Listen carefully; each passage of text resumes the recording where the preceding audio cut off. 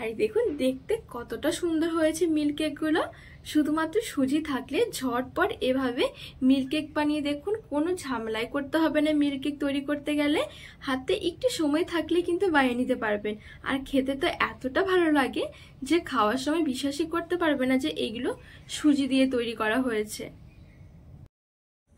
নমস্কার বন্ধুরা, নতুন একটা পর্ব দেখার জন্য আপনাদের সকলকে স্বাগত জানাই। মিল্ক কেক খেতে কিন্তু আমাদের সবারই খুবই ভালো লাগে, তবে সেই ঝামেলা থেকে বেরিয়ে একটুখানি সুজি দিয়ে এভাবে মিল্ক কেক বানিয়ে দেখুন, খুবই সুন্দর হয় খেতে। আর খুবই অল্প সময়ের মধ্যে কিন্তু তৈরি করা হয়ে যায়, কোনো রকম কিন্তু ঝামেলা করতেই হবে না। আর খেতে কিন্তু অসম্ভব মজার। তো বন্ধুরা চলুন আমি খুব সহজ পদ্ধতিতে সুজির মিল্ক কেক বানিয়ে দেখাবো, আশা করছি আমাদের অনেক পছন্দ হবে। তো পুরো ভিডিওটা না টেনে দেখার অনুরোধ রইল। সবার প্রথমে গ্যাস চালিয়ে আমি একটা খোলা বসিয়ে দিয়েছি।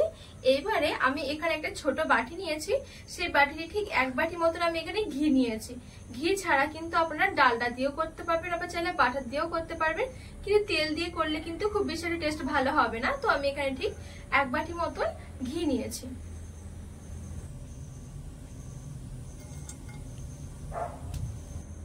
এইবার আমি দিয়ে দেব সেই বাটিরই ঠিক 2 বাটি মতন এখানে আমি সুজি নিয়েছি। আর যতটা সুজি হবে ঠিক তার হাফ হবে কিন্তু ঘি। তো এবার আমি সুজিটা দিয়ে দেব।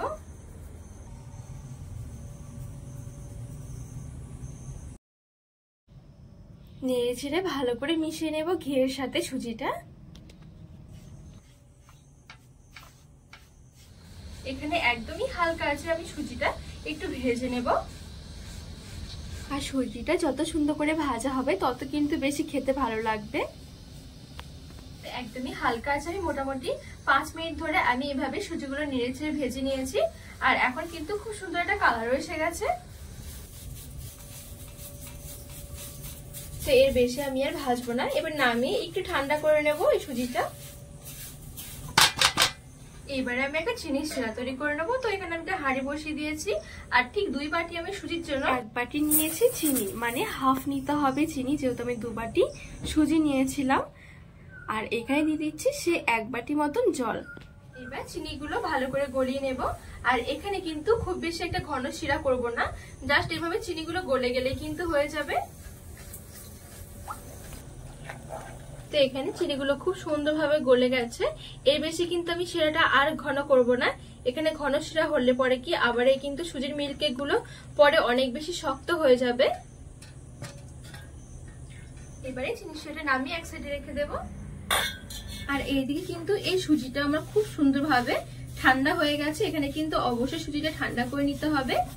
আর এই সুজির মিল্ক কেকের টেস্টটা বাড়ানোর জন্য আমি এখানে ঠিক 1 বাটি মতন এখানে গুঁড়ো দুধ নিয়েছি। যে বাটিতে আমি সুজিটা মেপেছিলাম 2 বাটি সুজির জন্য ঠিক আমি এখানে 1 বাটি মতো গুঁড়ো দুধ নিয়েছি। ভালো করে মিশিয়ে নেব এবার।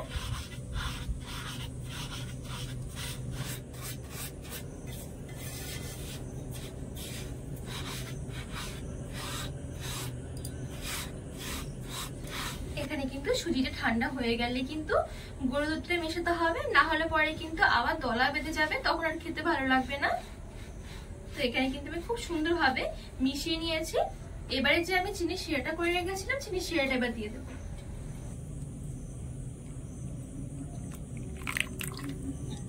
খুব সুন্দর ফ্লেভারের জন্য আমি একদমই সামান্য একটুখানি এলাচের গুঁড়ো দিয়ে দিলাম। ভালো করে মিশিয়ে নেব।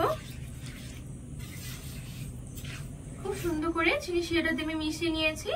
এবারে গ্যাস জ্বালিয়ে আমি কিছুক্ষণ রান্না করে নেব। আর অবশ্যই কিন্তু একদমই হালকা আঁচে এই কাজটা করতে হবে, মানে হালকা আঁচে রান্না করতে হবে। আর নিচে দিয়ে কিন্তু পুড়ে গেলে খেতে ভালো লাগবে না, কালারটাও খুব সুন্দর একটা আসবে না। আর সমানে এভাবে করে একটুখানি ফেটাতে হবে, তাহলে কিন্তু খুবই সুন্দর হবে মিল্ক কেক গুলো।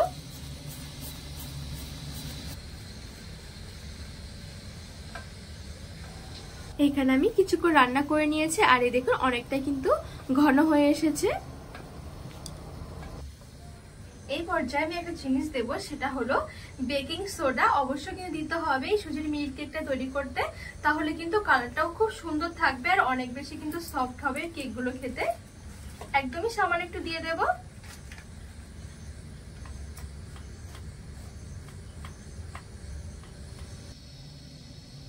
দিয়ে আবারও ভালো করে মিশিয়ে নেব। আর এখানে একটু বেশি করে ফেটাতে হবে, মানে এভাবে নেড়ে চেড়ে একটু বেশি করে ফেটালে কিন্তু অনেক বেশি সুন্দর হবে মিল্ক কেকগুলো। আর এই দেখুন এখানে কিন্তু খুব সুন্দর একটা জালি জালি ভাব আসতে শুরু করেছে। আর এই জালি জালি ভাবটা আসলে কিন্তু কালারটাও খুব সুন্দর আসে। তার এখানে দেখুন কড়াই থেকে কিন্তু ছেড়ে ছেড়ে আসছে। তো এখানে কিন্তু অনেকটাই শুকিয়ে এসেছে। এবারে আমি একটা বাটির মধ্যে সেট করে নেব। আর এখানে আমি একটা বাটি নিয়েছি, বাটির মধ্যে আগে আমি একটুখানি ঘি মেখে একটা বাটার পেপার বেঁধে দিয়েছিলাম, এবার আমি দিয়ে দেব।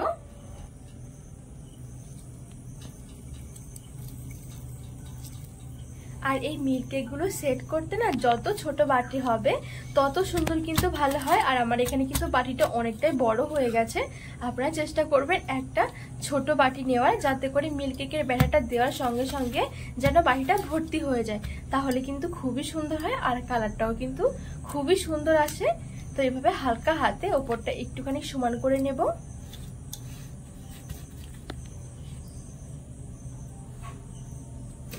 এবারে ঢাকা চাপা দিয়ে ঠিক ঠান্ডা হওয়া পর্যন্ত রেখে দেবো। আর এর মাঝখানে কিন্তু ঢাকনাটা একদমই খোলা যাবে না। তো আমি ঢাকা চাপা দিয়ে ঠান্ডা করে তারপর আপনাদের দেখাচ্ছি যে মিল্ক কেকটা কেমন হয়েছে। তো এখানে মোটামুটি আমার 2 ঘন্টা মতো সময় লেগে গেছে মিল্ক কেকটা ভালোভাবে ঠান্ডা হতে। তো এবার আমি এই বাটি থেকে বের করে নেব।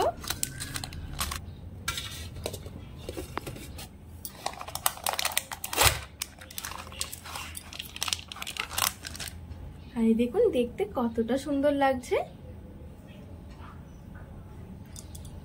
এবারে আমি এভাবে করে ছুরি দিয়ে একটু কেটে নেব, পিস পিস করে পছন্দ মতন কাটলে হয়ে যাবে। একটু লম্বা লম্বা করে কেটে নেব।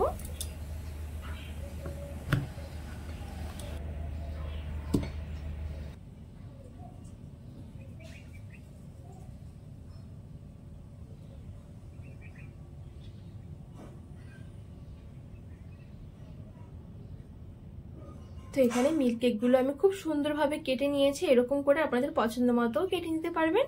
আর এই দেখুন কালারটা কিন্তু খুবই সুন্দর এসেছে, ভেতরে একদম হালকা করে একটা ব্রাউন কালার এসে গেছে, দেখতেও কিন্তু খুবই সুন্দর লাগছে।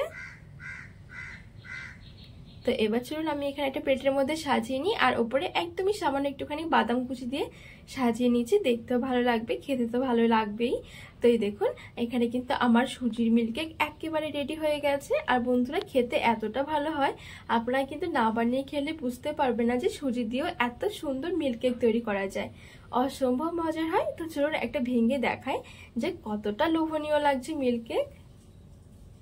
এখানে কিন্তু কোনোভাবে বুঝতে পারবে না যে সুজি দিয়ে তৈরি করা হয়েছে, দারুণ হয়।